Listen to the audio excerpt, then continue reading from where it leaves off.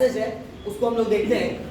पूरा गुजरात प्रदेश है, प्रदेश यानी कि हमारे गुजरात प्रदेश में, पूरा गुजरात प्रदेश है एकस्मिन् ग्रामे है एक गुरुकुलम आसीत। एक बार की बात है, बहुत पुरानी बात है कि गुजरात राज्य में एकस्मिन् ग्रामे, गुजरात प्रदेश के एक गांव में एक गुरुकुलम आसीत, यानी कि गुजरात प्रदेश के एक गांव में एक गुरुकुल था।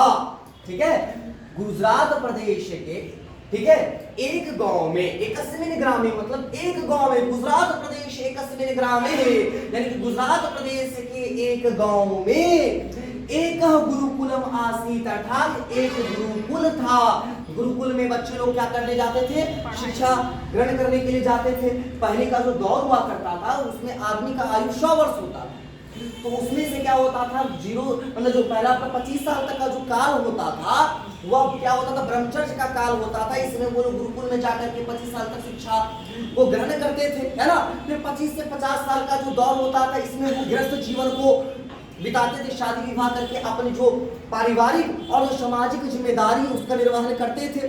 फिर 50 से जो 75 साल के बीच का जो समय हुआ, इस बीच फिर से वो क्या चले करते थे, वो जंगल में चल जाते थे। इस दौर को, इस काल को वानप्रस्थ कहा जाता था। वो जंगल में रहते थे, है ना। इसके बाद फिर 75 से 100 का जो दौर होता था उसमें क्या करते थे, वो संन्यास ग्रहण कर लेते थे, भिक्षाटन वगैरह करके अपना जीवन निर्वाहन करते थे और जीवन का अंतिम लक्ष्य हो जाता था मोक्ष की प्राप्ति। ठीक है, तो यहाँ पे आपने जाना कि पूरा गुजरात प्रदेश एकस्मिन् ग्रामे एक गुरुकुलम आसीत, गुजरात प्रदेश के एक गांव में एक गुरुकुल था। तत्र द्विशतः, देखिए सतह का मतलब होता है 100 होता है, और जब द्वि लग गया तो द्विशतः मतलब 200। ठीक है, तत्र मतलब वहां, ठीक है, तत्र मतलब वहां, तत्र द्विशतः छात्रः गुरुभ्यः अंकान् विषयान् पठयन्ति स्म। वहां 200 छात्र गुरु से अनेक विषयों की पढ़ाई करते थे। ठीक है, तेषां मतलब उनके भोजनादि व्यवस्था, यानी कि उनके भोजन आदि का व्यवस्था। ठीक है, देखिए अगर इसे सही मायने में अगर आप पढ़े ना तो आप सिर्फ इसको हिंदी समझ के पढ़िए तो ये भारी लगेगा ही नहीं। क्या ऐसा कौन सा शब्द है इसमें जो कि आप नहीं जान रहे हो, भोजन नहीं जान रहे हैं, इसको बस सिर्फ पढ़ लेंगे तो अपने आप अर्थ क्लियर हो जाता है। ठीक है, सिर्फ पढ़ने पर का दे रहे हैं। भोजनादि व्यवस्था में कि भोजन आदि का व्यवस्था, है ना।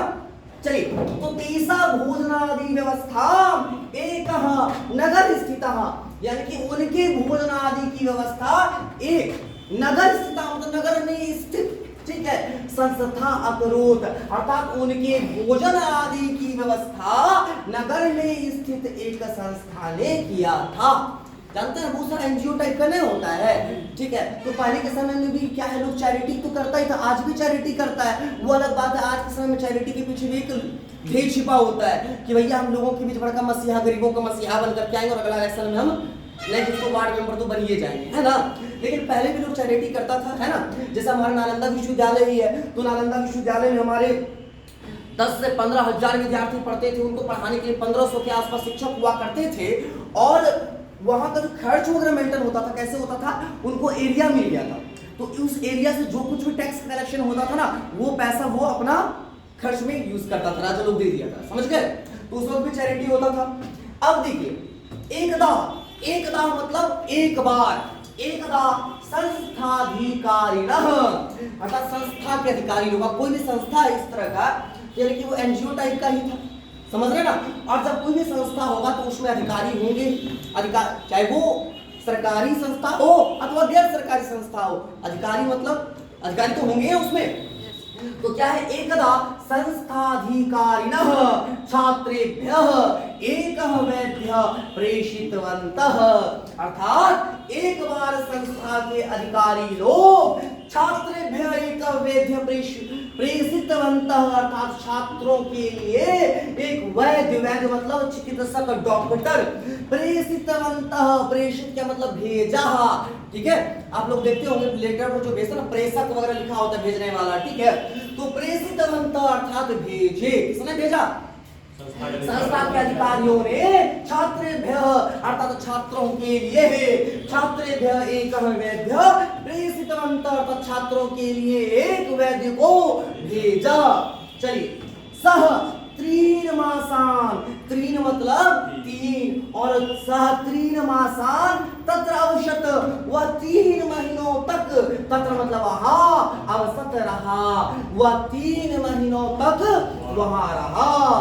किंतु देखिएगा एक शब्द ध्यान से, कल भी मैंने आप लोगों को बताया संस्कृत में जो होता है इस तरह से हमारा लिखा जाता है, ये क्या है, ओ का उच्चारण करना है। जैसे हम लोग ओम ऐसे भी लिखते हैं, ओ का, और ऐसे दे देते हैं। अब जब हम ऐसे करके दे देते हैं तो इस शब्द पे जोर डालना होता है, ओम, है ना। तो ये जो हम लोग एस टाइप का लिखे हैं, ये जोर डालने के लिए है, समझ गए ना। तो यहाँ पे ऐसे खाली कॉपी नहीं कर देना है, गोपी जैसा गोपी बहू जैसा नहीं कर देना है, समझ गए। ये क्या है, गोपी, ठीक है। तो किंतु गोपी रुग्नः, रुग्नः मतलब रोगी ही, किंतु कोई भी रोगी ही तस्य समीपे चिकित्साये न आगच्छत, अर्थात कोई भी, किंतु कोई भी रुग्न मतलब रोगी, तस्य समीपे यानी कि उसके निकट, चिकित्साये न आगच्छत, चिकित्साये देखिए शब्द को पकड़िएगा, चिकित्साये मतलब चिकित्सा के लिए, अर्थात इलाज के लिए, न आगच्छत यानी कि नहीं आया, यानी कि कोई भी रोगी व्यक्ति उस डॉक्टर के समीप इसके लिए नहीं आया, उपचार के लिए नहीं आया, समझ गए। चलिए आगे बढ़ते हैं। वैद्यराजः, वैद्यराजः मतलब वैद्यराज यानी कि डॉक्टर, ओके। प्रधानाचार्यम अर्थात प्रधानाचार्य को, चार्यम अगर लगा दिए तो क्या हो गया, को। यहाँ जो अगर हम हिंदी उसका बोल रहे हैं तो एक शब्द को पकड़िएगा, क्योंकि उसका एक्यूरेट हिंदी पकड़ लीजिएगा तो आपको और आगे आसानी होगा, समझ रहे हैं। आसानी हो मतलब आगे आप सॉल्व खुद से करें तो। चलिए देखते हैं। वैद्यराजः प्रधानाचार्यम, वैद्यराज ने प्रधानाचार्य को अपृच्छत, अपृच्छत मतलब पूछा, क्या पूछा, किम अत्र कोटिः रोगी न भवति, क्या यहाँ कोई रोगी नहीं होता है, क्या यहाँ कोई रोगी नहीं होता है। भैया 3 महीना से आकर के बैठे हैं बेरोजगार जैसा, कोई बीमारी नहीं हो रहा है। हम डॉक्टर तो इलाज कौन सी का करेंगे, एंटरटेनमेंट के लिए नहीं ना आए, काम के लिए आए, लेकिन कोई आ ही नहीं रहा है, तो भैया सच तो होबे करेगा क्या भाई, कोई ऐसा आदमी नहीं है जिसको कोई बीमारी हो, है कि नहीं। तो प्रधानाचार्य विहस्य अवदत, विहस्य मतलब होता है हंस करके, तो प्रधानाचार्य विहस्य अवदत अर्थात प्रधानाचार्य हंस करके बोले, क्या बोले, वैद्यराज। देखिए यहाँ जो मार्क ऑफ एक्सक्लेमेशन लगा है वो क्यों लगा है, मार्क ऑफ एक्सक्लेमेशन संस्कृत में हम तब देते हैं जब किसी को हम संबोधित करते हैं। जैसे आपने शब्द रूप पढ़ा था, बाल, हे बालक, हे बालको पढ़े हैं ना, तो लास्ट में बालक लिखे, हे बालक, हे बालक लिखते हैं, उसके बाद मार्क ऑफ एक्सक्लेमेशन दे देते हैं। तो ये इसलिए देते हैं कि मतलब उसको संबोधित कर रहे हैं, ये पता चले, ठीक है। तो ये जो बोल रहे हैं प्रिंसिपल किसको बोल रहे हैं, डॉक्टर को बोल रहे हैं, तो इसीलिए हम मार्क ऑफ एक्सक्लेमेशन लगाए, ठीक है। और अगर हम लोग इंग्लिश और हिंदी में आ जाए तो वहां पे भैया मार्क ऑफ एक्सक्लेमेशन कब लगता है, जब कुछ सडन फीलिंग, स्ट्रॉन्ग फीलिंग को जब हम एक्सप्रेस करते हैं ना, तब वहां लगता है ओह गॉड, अलास, हुर्रे, जब ऐसा सब हम इंग्लिश में देखते तब वहां मार्क ऑफ एक्सक्लेमेशन लगाते हैं, है ना। लेकिन यहाँ कहाँ लगा रहे हैं, क्यों लगा रहे हैं, समझ में आ गया। चलिए तो देखिए अब हम जानते हैं वैद्यराज अश्य एक रहस्यम अस्ति, वैद्यराज यानी कि डॉक्टर साहब, अस्य एक रहस्यम अस्ति, साहब नहीं बोले थे वो हम बोल दिए, ठीक है। अस्य एक रहस्यम अस्ति, इसका एक रहस्य है। किस चीज का रहस्य बता रहे हैं कि भैया ये आदमी बीमार काहे नहीं पड़ता है, समझ गए। क्या रहस्य बताते हैं, अत्र शर्वे तदा भोजनम कुर्वन्ति यदा ते तीव्र क्षुधाम अनुभवन्ति, समझेंगे कि शब्द को, ठीक है। अत्र सर्वे तदा भोजन कुर्वन्ति, अत्र मतलब यहाँ, सर्वे मतलब सभी, तदा मतलब तब, भोजनम मतलब भोजन, कुर्वन्ति मतलब करते हैं, यदा ते तीव्र क्षुद्राम, यहाँ तीव्र मतलब होता है तीव्र, और क्षुधाम मतलब होता है भूख, अनुभवन्ति मतलब अनुभव करते हैं, यानी कि यहाँ सभी तब भोजन करते हैं जब वे तीव्र भूख का अनुभव करते हैं। ये नहीं कि बकरी सब कतर कटर कटर कटर खाते जा रहे हैं, हम लोग इंसान है, बकरी नहीं है कि दिल्ली रखेंगे, समझ रहे हैं बात को। अगर हमेशा दिल्ली रखिएगा तो भाई ऐसे कि खराब हो जाएगा तबियत, है कि नहीं। तो चलिए हम लोग आगे जरा से स्पीड से बढ़ते हैं। यदा तेषां भोजनेन तृप्ति भवति, तत्पूर्वम एव ते भोजनम त्यजन्ति यदा तेषां भोजनेन तृप्ति भवति। जब उन्हें भोजन से तृप्ति मिल जाती है, मतलब जब वो भोजन करके संतुष्ट हो जाते हैं, तत्पूर्वम एव ते भोजनम त्यजन्ति, मतलब संतुष्टि से पूर्व ही भोजन को त्याग देते हैं। आपने सुना होगा रात में कहा जाता है कि 2 रोटी कम में खाइए, 1 रोटी मतलब कम में खाइए। यहाँ तक अगर खा लीजिएगा तो पढ़ नहीं पाइएगा, है ना, इसलिए थोड़ा कम ही खाइए। चलिए, एतत् एव एतेषा स्वास्थ्य रहस्यम, एतत् एव एतेषा स्वास्थ्य रहस्यम, यही उनके स्वस्थ रहने का रहस्य है। भवान जानाति एव यत् स्वस्था नरो औषध। और इसके बाद देखिए, इसके बाद लिखा है भवान जानाति एव यथा स्वस्था नरः औषध न सेवन्ते। और आप तो जानते हैं, जी सर, बुक से अब आगे का लाइन है, तद वचनम श्रुत्वा, अर्थात उनके वचन को सुन करके, वैद्य हसित्वा, यानी कि वैद्य हंस करके, अवदत् यानी कि हंस करके बोला, अत्र मम उपयोग न अस्ति, यहाँ तो मेरा कोई उपयोग ही नहीं है।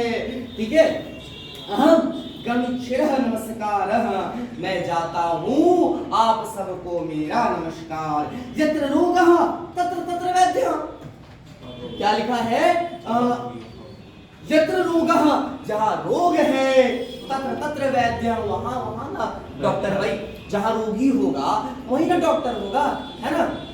तो चलिए देखते हैं 2 मिनट में जितना खींच पाते हैं।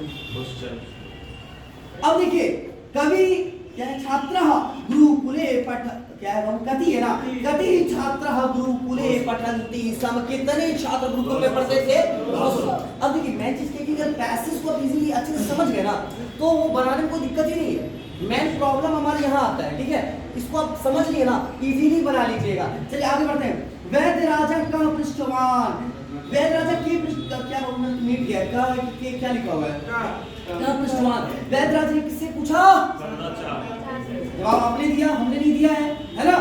चलिए, विहस्य इति पदे प्रत्यय अस्ति, देखिए विहस्य का अर्थ एक्चुअली होता है करके। विहस्य मतलब कोई जब अस्य लग जाता है ना तो वहां पे सेंस होता है करके के सेंस में होता है। तो यहाँ पे कौन सा प्रत्यय होगा, जहाँ कहीं भी आपको करके के सेंस में मिलेगा तो ज्यादातर वहां लेप प्रत्यय होता है। ठीक है, तो इसका आंसर आप लेप कर ले। ठीक है, क्लियर है। तो ये चीज आपको माइंड में सेट करके रखना है। क्या सेट करके रखना है, जहां पर भी आप अस्य देखिएगा, लास्ट में अस्य लगा है ना, जहां अस्य वगैरह होता है तो उसका अर्थ निकलता करके। ठीक है, तो वहां जब खा इस तरह का सेंस निकले तो आप वहां पे क्या कर देंगे, लेप कर देंगे प्रत्यय। चलिए क्वेश्चन नंबर 10 देखेंगे। त्यजन्ति इति पदे धातु अस्ति, त्यजन्ति, त्यजन्ति का अर्थ जो होता है त्याग देना, इस पद में धातु है। चलिए आगे देखते हैं, नेक्स्ट हमारा सवाल है, नगर स्थितः इति पदे समासः अस्ति।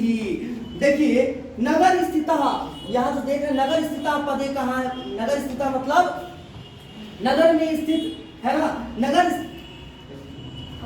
देखिए, नगर स्थिति इति पदे समासः अस्ति, यहाँ कौन सा समास होगा, आपने समास का अगर अध्ययन किया है तो आप बता सकते हैं तत्पुरुष समास है। क्यों ये तत्पुरुष समास है, कैसे हमको पता चल गया, ऐसे देखिए, नगर स्थितः अर्थात इसका अर्थ है नगर में स्थित। तो इसमें जो पहला वाला जो वर्ड होगा वो दूसरे वर्ड को डिफाइन करता है। कहाँ स्थित भैया, तो नगर में स्थित। अगर नगर बोल के नहीं करेंगे तो स्थित बोलने से कौन सी पता चलेगा, कुछ पता चलेगा नहीं ना। तो जब पहला वर्ड दूसरे को डिफाइन कर दे तो वो क्या हो जाएगा, आपका तत्पुरुष हो जाएगा। चलिए आगे बढ़ते हैं। भोजनादि व्यवस्था पदे विभक्ति अस्ति, भोजन आदि की व्यवस्था शब्द में कौन सा विभक्ति शब्द हुआ है। देखिए भोजन आदि की व्यवस्था, ठीक है, यहाँ पे जो है द्वितीय विभक्ति। द्वितीय विभक्ति का खासियत क्या होता है बाबू, इसका संबंध कर्म से होता है। ठीक है, द्वितीय विभक्ति का संबंध हमारा किससे होता है, कर्म से होता है। किसकी व्यवस्था भैया, भोजन आदि की व्यवस्था। ठीक है, तो यहाँ पे अगर आपसे पूछेगा कौन सी विभक्ति है तो आपका जवाब हो जाएगा द्वितीय विभक्ति। अस्मिन् अनुच्छेदे सेवन्ते इति क्रियापदस्य कर्तृपदः किम, इस अस्मिन् अनुच्छेदे अर्थात इस अनुच्छेद में सेवन्ते इति यानी कि सेवन्ते शब्द जो क्रियापद है इसका कर्तृपद क्या होगा। तो देखिएगा लाइन देखिएगा, यहाँ आपको मिल जाएगा सेवन्ते नरः, किसकी सेवा करने की बात? नर, है ना? हो गया। अब देखिए कोपी ही, यहां जो देख रहे कोपी पद का संधि विच्छेद क्या हो जाएगा? ये देखिए कोपी शब्द का संधि विच्छेद हो जाएगा। अगर इसको बनाइएगा ना को जोड़ अपी हो जाएगा, कह जोड़ अपी हो जाएगा। इसमें हो जाएगा, कोपी को तोड़िएगा, देखिए कोपी को अगर तोड़िएगा तो क्या हो जाएगा बाबू? कह जोड़ अपी होता है, ठीक है। अब ध्यान रखिएगा कोपी का हम संधि विच्छेद की कह जोड़ अपी कैसे? यहां अगर देखिए जितना भी हमारा स्वर है, जितना भी हमारा व्यंजन होता है, सब में अ छिपा है।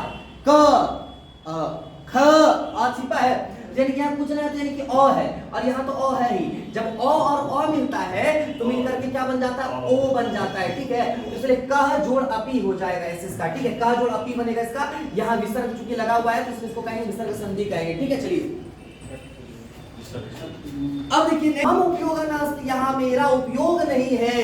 इति वाक्य मम सर्वनाम पद, यहाँ जो मम शब्द है, मम मतलब मेरा, यह जो सर्वनाम पद है अर्थात जो सर्वनाम शब्द है कसमे प्रयुक्तम अर्थात किसके लिए प्रयुक्त हुआ है? यहाँ मेरा उपयोग नहीं है। किसने कहा था? डॉक्टर ने ना कहा था कि भैया जब कोई बीमारी ना पड़े तो हम यहाँ करेंगे क्या? बेहतर हो जाएगा, वैद्यराज हो जाएगा। चलिए ठीक है, थैंक यू। मिलते हैं कल फिर नेक्स्ट क्लास में।